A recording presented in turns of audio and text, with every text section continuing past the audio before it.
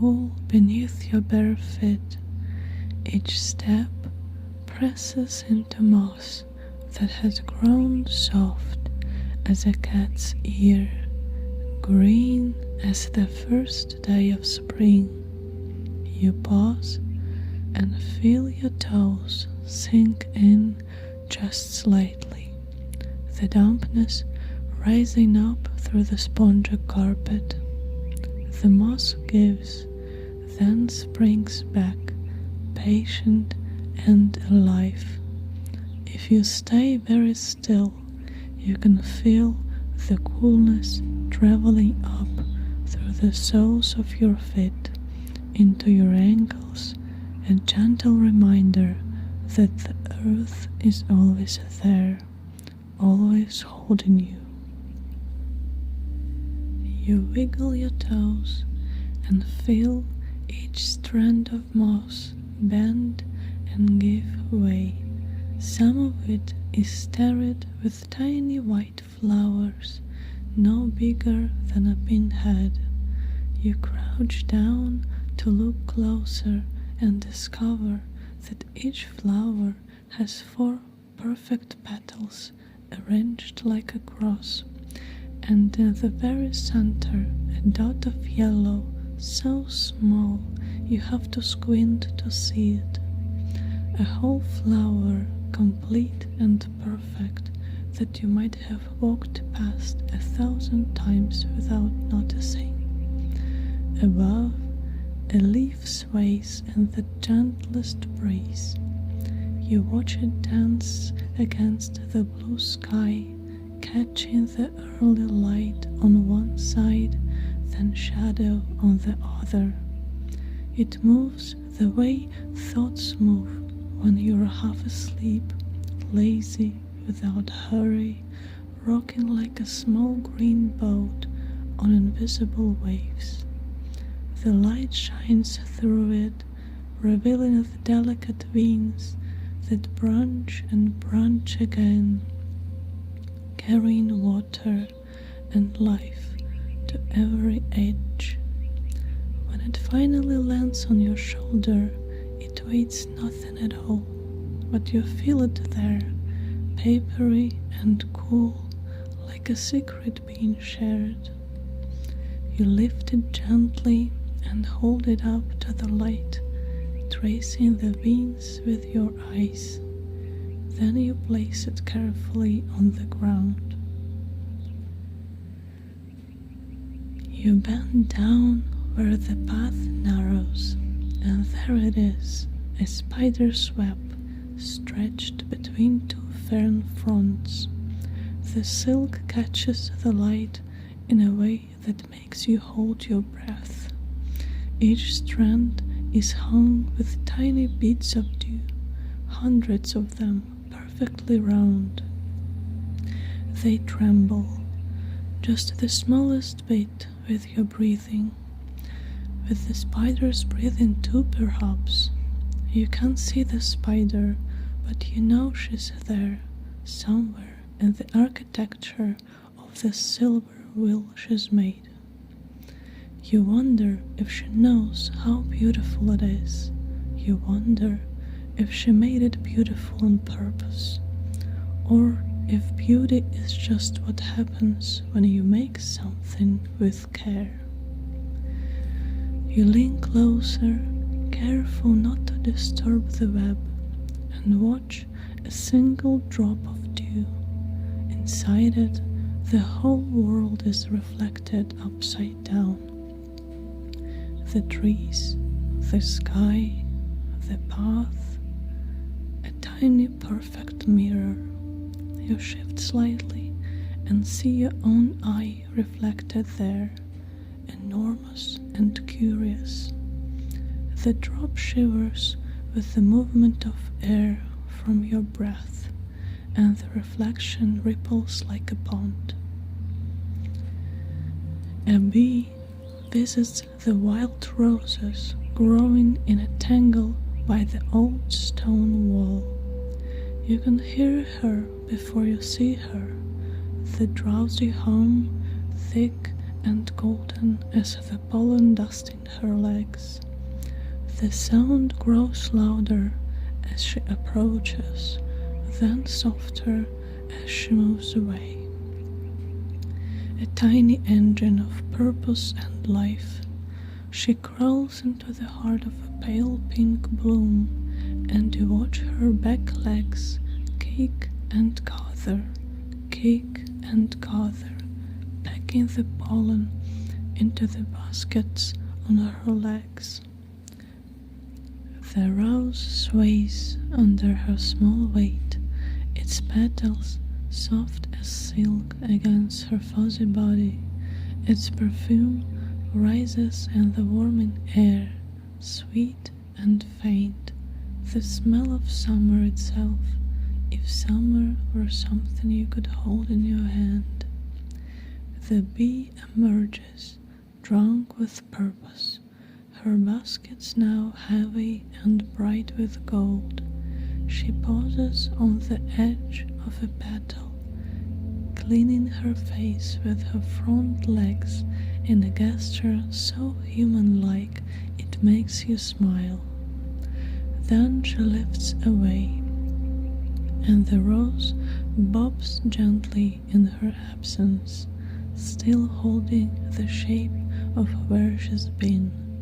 A single petal, loosened by her visit, spirals down and lands in the grass below. You walk on, and the path leads you under an arch of hazel branches. Here the morning is greener, filtered through layers of leaves. The air feels different, cooler, damper, alive with the scent of growing things.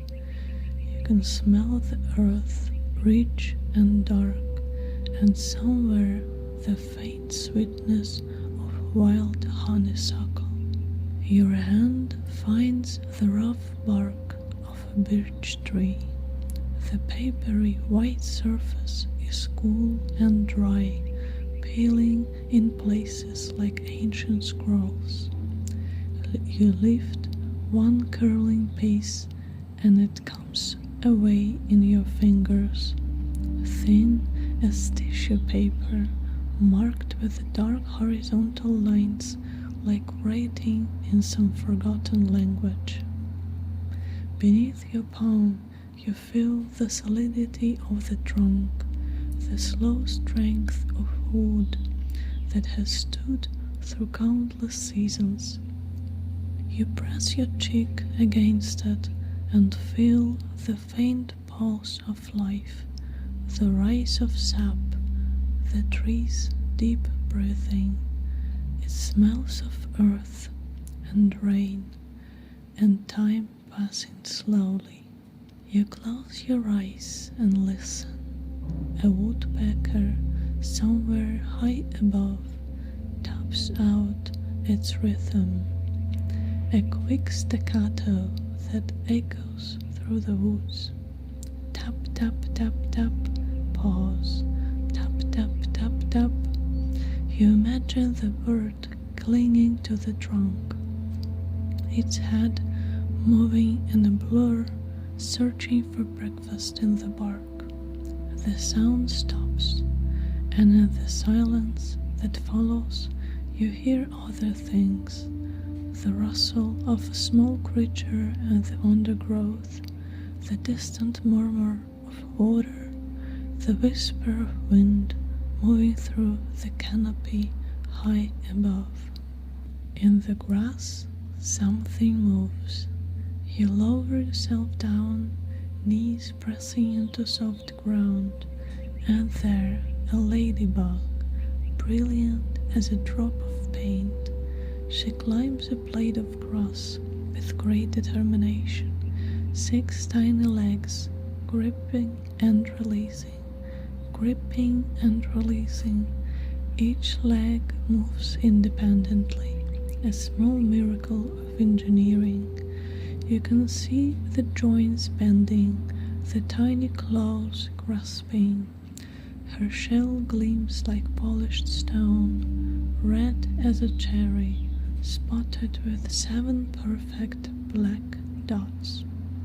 You notice how her wing covers, those red domes, sit perfectly closed, meeting in a straight line down her back, and beneath them the translucent wings are folded, folded, folded in some intricate origami only she understands.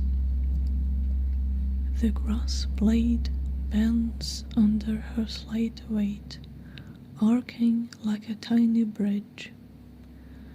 At its tip, a single drop of dew has gathered overnight, fat and trembling. The ladybug reaches the dewdrop and stops. For a moment, she seems to consider it, her antennae waving gently. The drop shivers, catching rainbow light in its curved surface, red, blue, green, colors you don't have names for. Then the grass bends just enough and the drop lets go. It falls through the air, all the way down to the dark earth below, a journey of perhaps 2 inches that must feel like flying. You hear the tiniest sound as it lands, a soft tick against a leaf. The ladybug adjusts her footing on the now lighter blade. It springs back a little, bouncing her gently. She opens her wings. First, the hard red covers lift, the doors of some tiny temple, and then the delicate wings beneath unfold like handkerchiefs made of light. They catch the sun, transparent and veined, trembling with the effort of opening.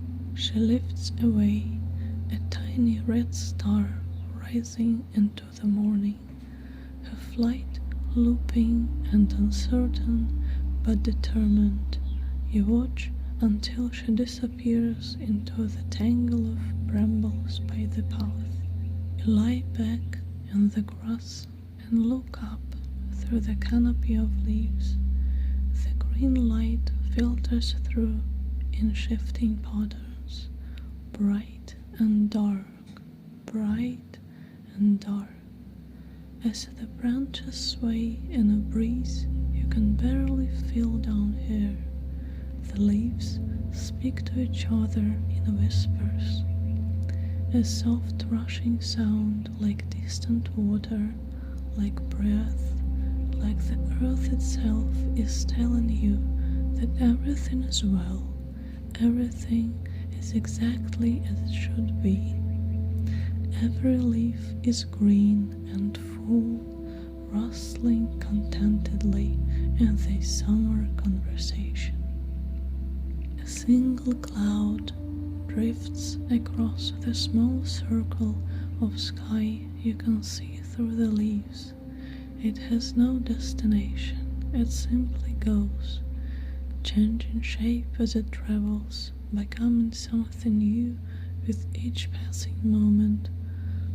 First a horse, then a mountain, then just a soft smudge of white against the blue, content to be whatever it is. The grass beneath you is soft and cool, and you can feel individual blades against your arms, your neck. An ant walks across your hand, and you hold very still, watching its journey. It pauses to investigate a freckle, decides it's not interesting, and continues on its way with single-minded purpose. Its path takes it from your wrist to your knuckles, and then it disappears into the grass on the other side, off to wherever ants go, carrying whatever wisdom ants carry. You close your eyes and feel the earth beneath you, solid and ancient.